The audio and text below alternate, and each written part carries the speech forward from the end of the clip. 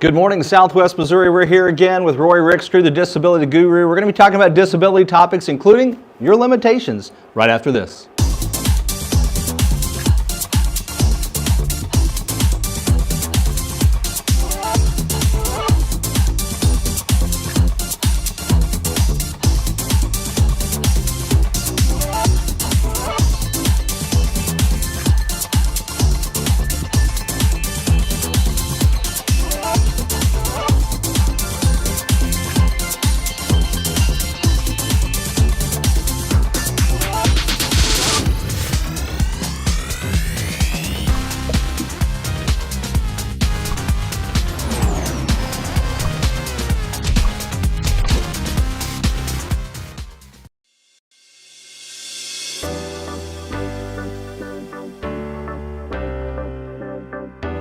I want to be your disability rep.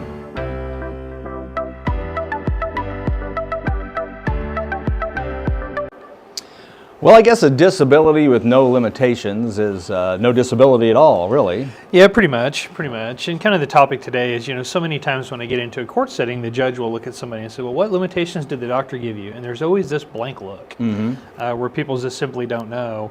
And, I kind of always liken this a little bit to loaning somebody money, right? If you pop in to loan someone money and there's a bunch of Amazon boxes in the corner, where's our thought process kind of go? Yeah, do we really need it? Yeah. Are our priorities correct? Yeah, and it's kind of the same thing too. When the judge asks about limitations and you have none from your doctor, it raises interest, obviously. Sure.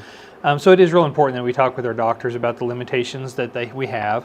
Every condition is going to have some. We just got to make sure that we talk with them about it. Sure, yeah. So, I don't know that that's a natural thing that doctors just immediately tell you as part of their thought process. Is that a conversation that we need to initiate? It is a conversation you need to initiate. And yeah, I think doctors do think of it first when we're talking about someone who's going back to work, right? I mean, if you injure your arm and you're out of work for a while, the doctor will release you with a weightlifting limitation, for example. I mean, it's kind of directly tied to work. They give you limitations then, sure.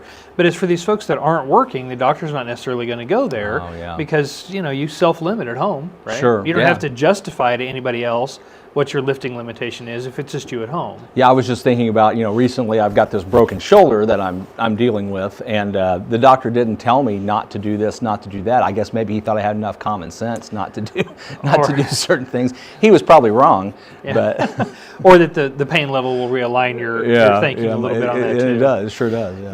But when we do talk about disability, one of the things everybody looks at, they scour through the records and they're looking for specific limitations from a medical professional. Now, they don't necessarily always give full credence to that medical professional's opinion, but they do look for those things first. It helps the judge to do their job. It helps me to do mine. Helps everybody along the way.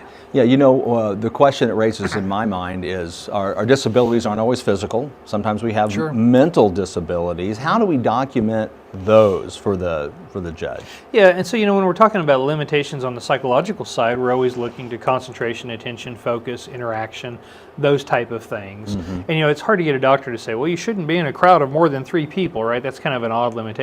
Yeah. But a lot of times the doctors will comment on our ability to handle our own funds, to manage our bank accounts, right? Those things do come up from time to time. Also, if you appear at the doctor's office and you're unkept or disheveled, then obviously those things are going to make the record as well. So a lot of that becomes a discussion with the doctor about the problems you're having with real life examples that the doctor then incorporates into the review of symptoms. And then they use that review of symptoms then to ultimately make their diagnosis or to make their impression of the visit. And so, you kind of got to feed the machine a little bit, if you will, on the psychological more so than the physical, but you should feed it on the physical side too. Sure, yeah. Again, like we've covered a lot of times, make sure it's in the medical records. Document it yourself. And so much of the time I feel like a broken record because we talk about similar things or similar strategies, but you got to keep in mind that the client only has so many things they can do to improve their case with Social Security, and it comes down to your credibility, your believability, and the consistency of your record. So a lot of times those are the things that I preach. Sure, no, makes perfect sense. Any parting thoughts for us today? No, not so much.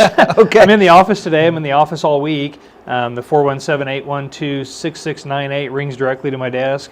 Love to answer phone, love to meet new people and talk with folks about their disabilities. And you got time today? I do have time today. All right, give Rory a call if you have any questions about disability. I think a lot of times people don't realize that they should be filing for disability. People just kind of suffer through a little bit. Won't cost you anything to find out. If you think you might have a disability case, give Roy a ring. He'd be happy to talk to you about it. And we will see you next week on Planet 417. Take care, guys.